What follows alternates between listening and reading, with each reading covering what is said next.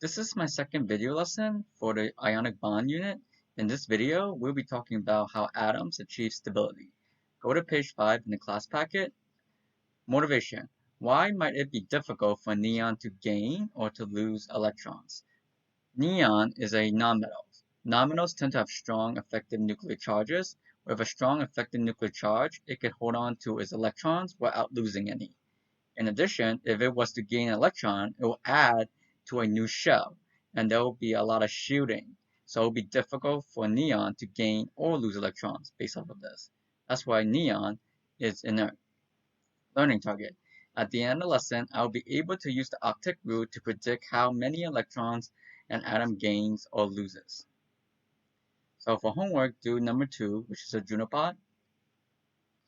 So whether an atom gain or lose electron is dependent on two factors: the strength of the nucleus, which is the effective nuclear charge, and the shielding effect. So for lithium, let's look at a metal, for example. Here we have a Bohr diagram of lithium. So it has one valence electron. Metals, as you know, tend to lose electrons, not gain electrons, so the nucleus of lithium is not strong enough to gain an electron. And because of the shielding effect, it's much easier for lithium to lose this valence electron. For fluorine, which is a nonmetal, tend to gain electrons. So here's the Bohr diagram of fluorine. It has 7 valence electrons. Because nonmetals tend to have strong effective nuclear charge, it's easier for them to gain electrons and hold on to the electrons they already have. Now we're going to talk about the Octet Rule. When you hear the word oct, you automatically think of 8. The Octet Rule tells us that atoms will bond with each other in order to attain 8 valence electrons in their last shell.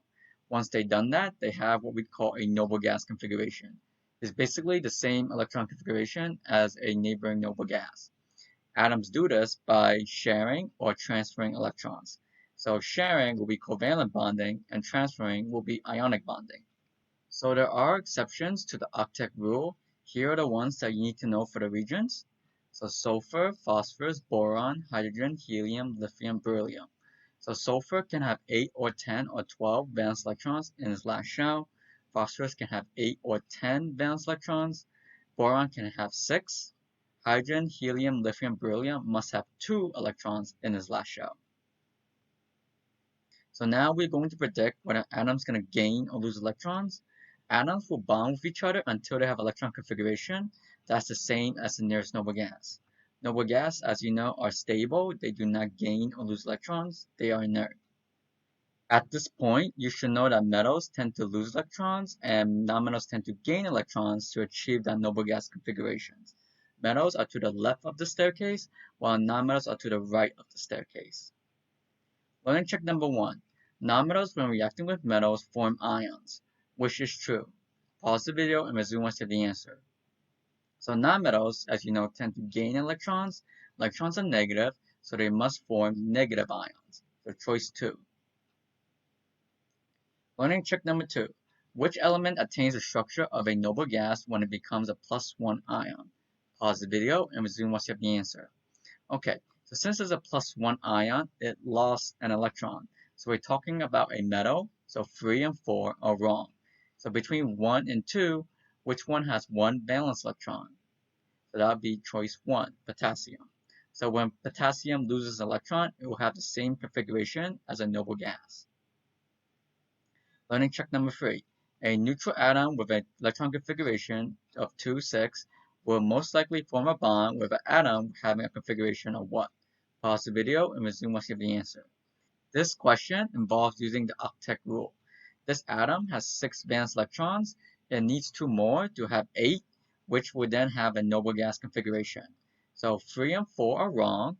Between 1 and 2, it cannot be 1, because 1 represents the configuration of helium, which is a noble gas and will not bond. So the best answer is choice 2. For this practice, I want you to identify the nearest noble gas of each element. Keep in mind, nonmetals gain electrons, while metals lose electrons. I'm going to do the first 2 of each table. For selenium, selenium is considered a nonmetal. Nonmetal is going to gain electrons, so the nearest one should be krypton. For nitrogen, it's also a nonmetal. and since it's gaining electrons, the nearest one should be neon. For sodium, sodium is a metal, and metal loses electrons, so if you go backwards, it'll be neon. It's the nearest noble gas. For potassium, potassium is also a metal, so when it loses electrons, the nearest noble gas should be argon. So I want you to do the rest on your own. Pause the video and resume once you've done it. Okay, so here's the answers. So for these tables, you must determine how many electrons each atom must lose or gain to achieve the noble gas configuration. I'm going to do the first two of each table. Magnesium is a metal. It has an electron configuration of 2, 8, 2. So in order for it to attain the noble gas configuration, it needs to lose 2 electrons. For aluminum, it has an electron configuration of 2, 8, 3. Therefore, it needs to lose 3 electrons. Now I'm going to do these two elements over here. Silicon has an electron configuration of 2, 8, 4. So it's going to gain 4 electrons. For sulfur, the electron configuration is 2, 8, 6. So to achieve the noble gas configuration, it's going to gain 2 electrons. Now I want you to do the rest on your own. Pause the video and resume once you've done it. Okay, so here's the answers.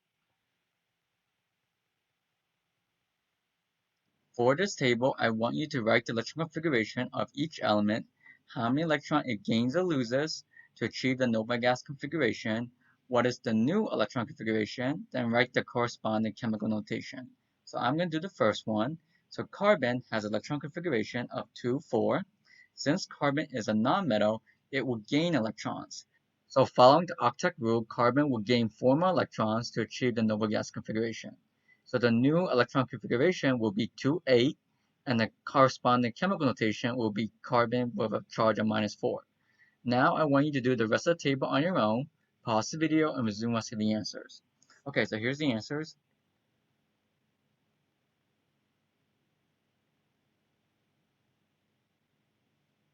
So this concludes the lesson for today.